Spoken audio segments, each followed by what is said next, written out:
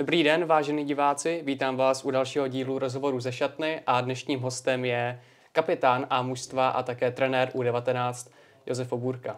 Čau. Ahoj, a zdravím všechny, kdo poslouchají tenhle rozhovor. Já děkuju, že jsi vůbec přišel a rovnou začnu s první otázkou. A to je to, že vlastně tvoje rodina tady v Kuřimi už působí mnoho generací a zanechala tady rozhodně nesmazatelnou stopu. Mohl bys mi prosím o tom říct víc? Je to tak, vlastně vůbec první, kdo se tady v tom klubu pohyboval, to byl můj děda, který jednak mě přivedl na první trénink, za co jsem vždycky byl strašně vděčný. Ale druhak tady působil jednak jako trenér, ale taky jako předseda klubu svého času. A s klukama tady objezdil spoustu fotbalových táborů, ať už to bylo ve Skrých, nebo trénoval dorost a tak dále. Takže myslím si, že kdo prošel kuřimskou mládeží, tak ví, kdo vlastně děda je. A pak tady působil můj táta zároveň se mnou, kdy on byl trenér, ať už to byl žáčku, přípravek nebo nakonec dorostu. A pak teda jsem se vrátil já jako už hráč, který prošel klubem jako Zbrojovka a vrátil jsem se potom zpátky. A pak jsem navázal i vlastně po tátovi a po dědovi na tu trenérskou dráhu, kterou jsem teďka rozjel a shodou okolností vlastně asi před měsícem nebo před 2 začala trénovat i starší sestra a aby toho nebylo málo, tak vlastně před týdnem tady první trénink absolvovala i ta mladší sestra, i když tam si myslím, že vyhraje spíš volejbal, takže jo, obsáhlo to celou rodinu a vlastně i mámu, která tady spolu pořádala všechny turnaje, starala se o občerstvení na žákovských turnajích a tak dále, takže to je práce taky odvedla spoustu. Mhm. A ty si teda říkal, že tady zde působíš jako trenér i jako hráč. A jaké pozice si teda v průběhu let tady ty sám zastával? Spoustu. Začínal jsem, jak jsem říkal, jako hráč v přípravkách, jako ročník 98, 99 jsme byli spojení, takže to jsem začínal úplně jako úvodní věc a pak jsem se přesunul do pozice trenéra. Vlastně neřekl bych, že to bylo úplně jako hned, ale spíše potom, co jsem jako ukončil nějaký to fotbalové účinkování na nějaké vyšší úrovni, jak jsem se vrátil jsem jako trenér. A začal jsem následně pak ještě dělat marketing pro klub, nebo nejme tomu spíš správu sociálních sítí, a kde jsem si říkal, že jsme celkem vidět a i díky Honzovi a já se snažím spíš dělat tu grafickou stránku. Snažím se taky rozplánovat tady pro tu celou skvadru 300 dětí a spousta trenérů se snažím vždycky rozplánovat, kde kdo bude trénovat, takže to je taky jedna z věcí, kterou dělám já. A poslední věc, že se snažím nějak napomáhat trénování všech žákovských kategorií. Mám jakousi pozici, dejme tomu šéf trenéra žáků a snažím se pomáhat trenérům, kteří to zrovna potřebují, ať už to rada ohledně tréninku, nebo je to rada ohledně nějakého přístupu k různým hráčům, takže tohle se stávám taky. Uh-huh.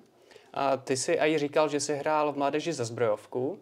Jak ses tam vůbec dostal a v jakých dalších klubech jsi ještě hrál, než ses vrátil vlastně do Kuřimy? Je to tak, já jsem vlastně začínal v Kuřimi, to už jsem se zmiňoval, pak jsem se rozhodl, že zkusím něco nového a došel jsem na hostování do Vyškova, kde jsem vlastně šel asi se 3 kamarádama, s kterými jsem se znal už z dřívěčka, ať už to bylo z Rejhradu, kde jsem taky chvilkama hrával, nebo jezdil jsme na turnaje.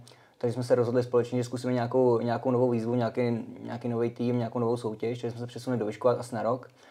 A potom tím, že to bylo jinak vzdáleností daleko a spoustu času strávil na cestě, tak jsem se vrátil domů, ale zároveň u toho jsem hrál ve Spartě Brno, kde jsem měl střídavý start, který teďka už nefunguje, což si myslím, že je velká škoda. A ze Sparty Brno si mě vyhlídl pan trenér Schuster, který mě pak dotáhl do Zbrojovky, kde jsem strávil asi 5 roků a po zranění jsem se pak vrátil zpátky do Kuřimy. A v mužích jsem ještě nakoukl na půl roku do divize do Rosic, kde teda jsem se úplně prosadil úplně na rovinu a vrátil jsem se zpátky teďka tady do Kuřimy.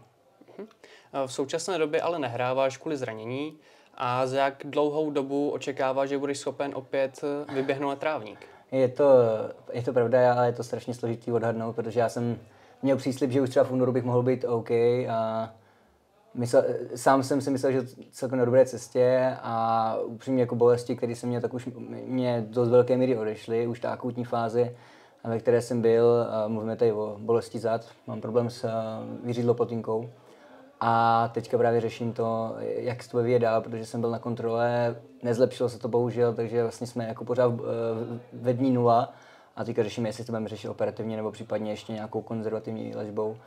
A já doufám, že strašně těžko se mi typuje, jako já můžu říct, že budu zpátky na novou sezónu, ale on to pravda být nemusí a můžu být dříve zpět, ale nechci nikomu nic slibovat, samozřejmě udělám pro to maximum a jako můj cíl je ještě v Kuřimi hrát fotbal, už nechci se na to dívat jenom zpoza zábradlí nebo zpoza vajny, ale uvidíme, nejsem schopný typnout teďka. I přes to zranění stále s A týmem trávíš mnoho času. Jak bys vůbec zhodnotil jejich aktuální formu a vůbec jak to funguje v šatně? Protože, promiň, už si chtěl začít. Vlastně měli jsme tady dosud 2 lidi z managementu a ty jsi vlastně první člověk, který je i takhle z kabiny. Tak bych byl rád, kdybys to zhodnotil. Jo, určitě. Já kdybych netrávil ten trénink, nebo netrávil ten čas klukama na tréninku nebo na zápase, tak mě by to asi užralo. Já jako jsem bohužel závislý na fotbale, jako nedokážu bez něj být, takže můžeme říct úplně na rovinu. A jo, myslím, že se klukům povedla super příprava. Že se připravili na tu soutěž fakt dobře. A úvod sezóny, jo, mám tam 5 zápasů za sebou, 4 výhry, jedna prohra. Prohra si myslím, že hodně smolná, těžko jsme ukousali, ale myslím si, že je to rozjetý dobře. Myslím, že kluci jsou dobře připravení a že v té soutěži máme jeden z nejlepších kádrů. A myslím si, že máme na to postoupit určitě. A zároveň si mě také přišly nové posily. Jak si myslíš, že zapadly do šatny? Super. Byl jsem příjemně překvapený, ne, že bych si o klucích Bůh ví, co myslel jako špatného, ale kluci super vklouzli do party, ať už to mimo kabinu nebo v kabině, anebo na hřišti. Takže jo, mám z nich dobrý pocit.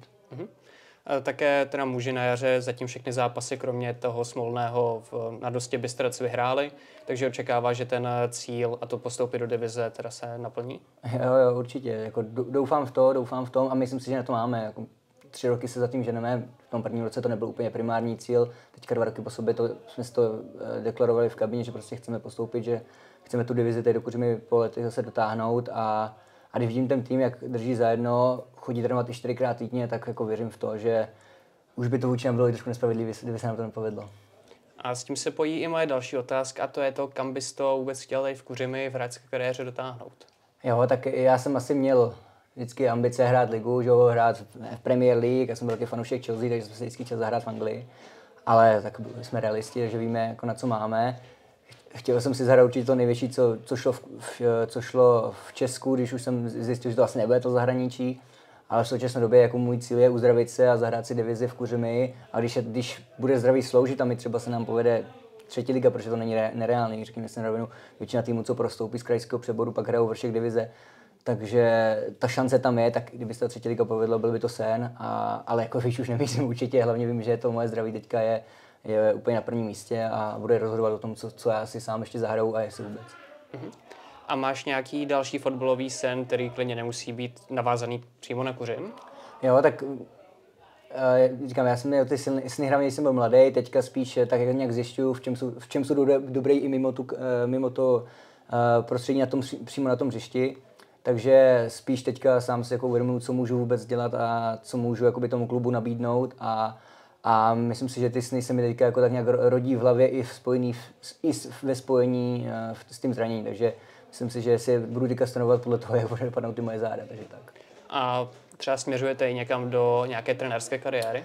Určitě, tím, že se mi to naskytlo asi před 5 rokama začít trénovat a upřímně jsem si myslel, že mi to vůbec nebude bavit, protože jsem neměl, myslel jsem si, že nemám úplně vztah tolika k dětem a tu trpělivost někomu něco vysvětlovat. Tak mě to chytlo a myslím si, že i v tom nejsem úplně špatný, takže určitě bych se v tom chtěl vzdělávat a uvidíme. No. Uvidíme, jestli v Česku je možný se i v menších klubech, nemyslím v Kuřimi, ale obecně jako živit fotbalem je to náročný. A uvidíme. Nechci ještě nějak předjímat a všechno se to odvíjí o tom, jak já se budu cítit jako hlavně zdravotně. V současné době také přibližně měsíc působíš jako hlavní trenér staršího dorostu. Jak zatím hodnotíš práci tohoto týmu? Jo, baví mě to, naplňuje mě to. Bylo to překvapení, protože nečekal jsem, že se taková šance nebo taková situace vůbec naskytne, ale myslím si, že se to podařilo chytit za ten správný konec s trenérem Laďoukinským. Myslím si, že ten tým dostal nový impuls, který asi je potřeboval, i když byl pořád na špici tabulky. Tak si myslím, že ten impuls dostal a teďka je to na nás, jak zvládneme následujících 10 kol. Máme to ve svých rukou, když všechno vyhrajeme, tak jsme tam. A předtím si trénoval U15, ze kterých si teda přímo přišel k U19. Můžeš tyto 2 týmy vlastně srovnat z hlediska nějakého jejich přístupu a taky z kvality, protože přece jenom je tam nějaký věkový rozdíl? Těžko se hodnotí jako přístupu, nechtěl bych nikomu jako křivdit, myslím si, že ti kluci, jako oba ty manšafty měli jako takový zdravý duch, že chtěli na sebe pracovat. Trošku jim třeba možná chyběli, ať už jednomu nebo druhému týmu, tak u jednotlivců chyběla možná takový vítězný duch. Že možná kdyby jeden a ten druhý tým, ať už to je U15 nebo U19, měli trošku vítězného ducha, tak neřeší třeba problémy, které během sezóny nastaly. A co se týče odlišnosti těch dvou kategorií, U19 možná trošku víc taktičtější, už já sám se musím i rozdělávat, protože přece jenom já během 7 měsíců jsem se z trenéra žáků, kteří hrajou 8-8, vlastně ani to není ještě velký fotbal, tak jsem se dostal do nejstarší mládežnické kategorie, takže jako dost náročný pro mě. No, takže takhle. A je to sice posun o soutěž níž, protože v žácích se hraje žákovská divize, u dorostenců je to krajská soutěž, tak ten rozdíl té kvality individuální tam třeba i je, jako vidět, že třeba i v těch žácích někteří ty hráči byli lepší než dorost, jako individuální vybavení, ale myslím si, že my máme hodně silný manšaft a že můžeme určitě atakovat ty první příčky. A já mám na tebe poslední otázku a je na starších dorostencích vidět i nějaký posun v mentalitě, co se týká třeba schopnosti otočit nepříznivě se vyvíjející utkání? Hej, mě se těžko porovnává, tím, že jsem u toho manšaftu asi 5. zápasem, tak nerad bych ho porovnával práci mou a práci trenéra Vašička, to určitě ne, to mi nepříslušelo, navíc si trenéra Vašička strašně vážím, takže určitě by to nepříslušelo. Ale co já jsem zaznamenal za těch 5 zápasů, tak podařilo se nám ze špatně rozjetého zápasu se startem vytěžit bod, co si myslím, že ukázalo jako velký charakter, jaký kluci mají, že se nezdávají, a to i přesto, že jsme nedali penaltu 5 minut do konce, tak jsme byli schopni ještě vyrovnat. A pak přišel zápas vlastně se Slatinou poslední, kde jsme v první poločas prospali, nebylo to od nás ono, a přišla jako skvělá reakce od kluků. První poločas jsme zvládli 4-0 a musím je pochválit. Tam se ukázal asi ten charakter, na který my budeme určitě chtít stavět, nebo který bude důležitý, protože nás čeká určitě minimálně 2-3 krizové zápasy, které my musíme zvládnout, a určitě to nebudou zápasy, které budou prostě od začátku v naší režii. Může se stát, že budeme třeba i horší, ale my ty zápasy potřebujeme zvládnout, a jestli k tomu takhle přistoupíme a takhle ten tým bude nastavený, tak se nebojím, že jsme to nezvládli. Se ještě vrátím k té U15, přece jenom je to kvalitativně asi jednou z nejlépe vybavených mužstev. Jestli si myslíš, že oni taky mají tuto sílu a jsou dostatečně kvalitně vybavení na to, aby udrželi vlastně nebo aby obstáli v té soutěži, kterou teďka hrají, přece jenom je to kvalitativně velmi náročné. Jo, ta soutěž náročná určitě, jako je tam 5-6 manšaftů, který by klidně mohli hrát krajský přebor jako dorostenců, to se vůbec nebojím, že by to nezvládli. A já jsem byl od začátku přesvědčený už od září, od srpna, kdy jsme s klukama začínali, že ti kluci tu kvalitu mají, ale trošku tam byl problém v tom, že, jak jsem říkal, nebylo tam úplně cítit ten vítězný duch. Kluci jednou dostali první branku a zápas byl rozhodnutý ne tím, že by byli méně kvalitní, ale tím, že se prostě nevěřili. A já věřím, že když trošičku tam dostanou do sebe drive, který jim trenér dává, tak si myslím, že jako nebyl mi problém se zachránit, a teďka už to matematika mluví ve prospěch nich, takže si myslím, že teďka můžou pracovat a připravovat se na ten dorostenecký věk, a myslím si, že v tom manšaftu je minimálně 5, 6, 7 kluků, kteří opravdu můžou příští rok nastoupit v mladším dorostu a rvát se o základ. Dobře, já ti děkuji moc krát za to, že jsi mi zodpověděl všechny otázky, a ještě jednou za to, že jsi vůbec přišel. A vážení diváci, to je pro dnešek vše a já se budu těšit u dalšího dílu. Nashledanou. Mějte se.